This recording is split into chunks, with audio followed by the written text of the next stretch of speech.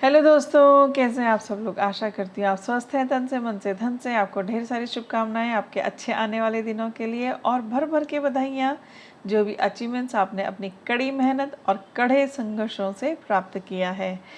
दोस्तों, बहुत सारे लोग क्या कहते हैं कि हम योगा कर रहे हैं, पतले नहीं हो रहे हैं, हम योगा कर रहे हैं, प्राणायाम कर रहे हैं, फिर भी हम पर कोई फ़र्क नहीं पड़ रहा है।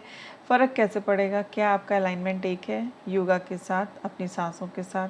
योगा करने का मतलब पावर योगा नहीं होता है जो आजकल के सिखाया जाता है कि आप पावर योगा कर रहे हैं और धूम धड़ाका करते हुए आप घर वापस चले आ रहे हैं पसीने की बूंद निकाल करके।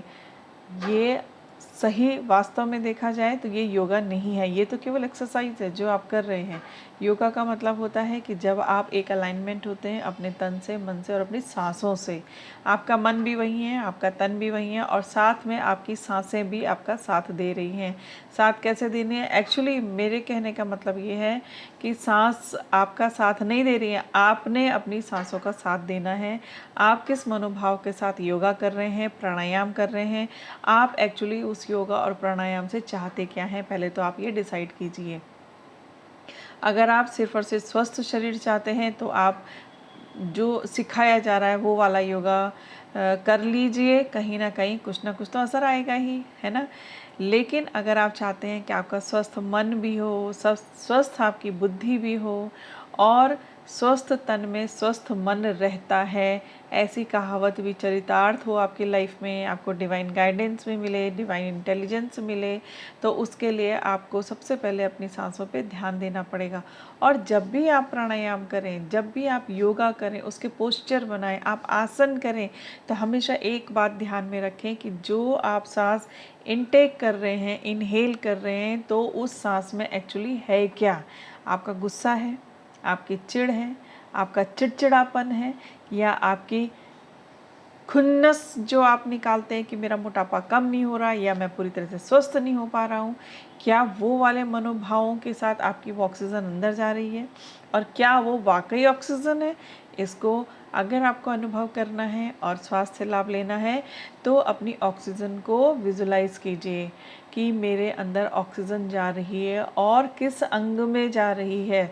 उस अंग से बातें कीजिए योगा करते टाइम कि मैं इसलिए करना चाहता हूँ क्योंकि मैं चाहता हूँ कि मेरा ये अंग स्वस्थ रहे और मैं मन से प्रफुल्लित रहूँ और मैं अपने अच्छे स्वास्थ्य को प्राप्त कर सकूं।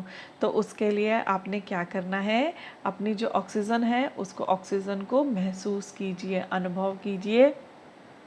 जो भी खुशबू, जो भी फ्रेगरेंस आपको अच्छी लगती है उस फ्रेगरेंस को ऑक्सीजन के साथ अंदर इनटेक करने का विजुलाइजेशन कीजिए। और कोई भी ऐसा चित्र अपने आँखों में बना लीजिए या ऐसा कोई चलचित्र अपने सामने आँख बंद करके उसको मान लीजिए कि हाँ ऐसा हो रहा है। अगर किसी भी अंग में कोई भी प्रॉब्लम है, इट मीन्स वहाँ ऑक्सीजन की कमी है या वहाँ पर इतना ज़्यादा गलत चीज़ों का, गलत बातों का जमावड़ा हो गया है, उसको हटाना है। ऑक्सीजन का झाड़ू बनाइए, बहुत सुंदर सी लेडी बना दीजिए, बहुत सुंदर सा कोई भी ऐसा क्रिएचर जो आपको पसंद है, वो आपके ईस्ट का भी हो सकता है और उनसे कहिए कि वो अपने स्टाइल में वहाँ से वो चीज़ को बाहर निकालें, नेगेटिव एनर्जी को बाहर निकालें।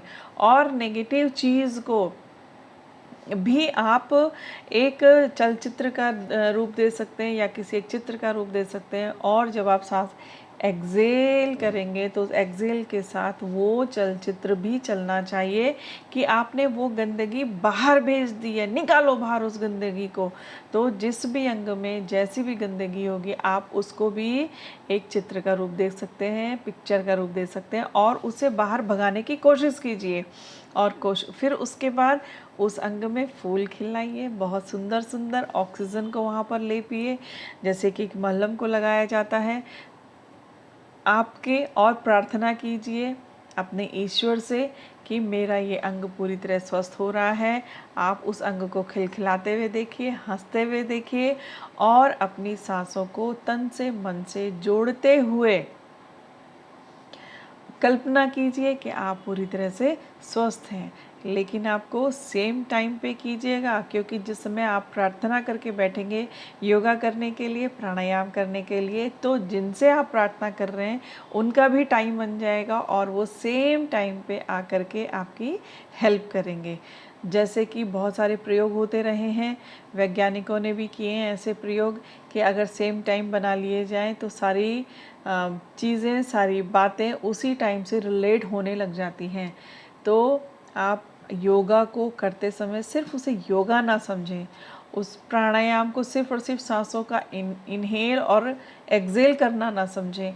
आप ये समझें कि आप प्राणवायु को, ऑक्सीजन को, स्पेशली ऑक्सीजन को अपने अंदर ले रहे हैं। और हाँ, साथ ही साथ माँ प्रकृति को धन्यवाद देना ना भूलें कि जिनकी कृपा से, जिनके आशीर्वाद से आपको ऑक्सीजन मिल रही है। फिर उस ऑक्सीजन को बहुत सुंदर तरीके से पूरे अपने शरीर में फैलाइए, अपने लंग्स के अंदर तक फैला दीजिए, अपनी आंतों में फैला दीजिए, अपने पेट में बेसिक तक फैला दीजिए, अपने पैरों में, सब जगह ऑक्सीजन को फैलाइए।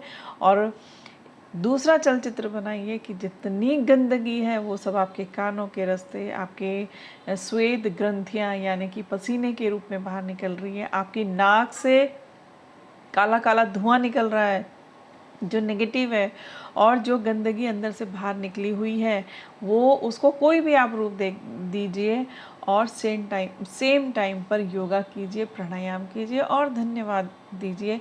फिर उसके बाद देखिए, आप टारगेट रखिए, आप 7 दिन का टारगेट रखिए, आप 21 दिन का टारगेट रखिए, ऐसे करके आप बढ़ाते जाइए। उसके बाद जब आप 2 महीने बाद उठेंगे वहाँ से, तो ये 100% आप अपनी जो भी प्रॉब्लम है उसको क्योर कर चुके होंगे। ठीक है, थैंक यू दोस्तों।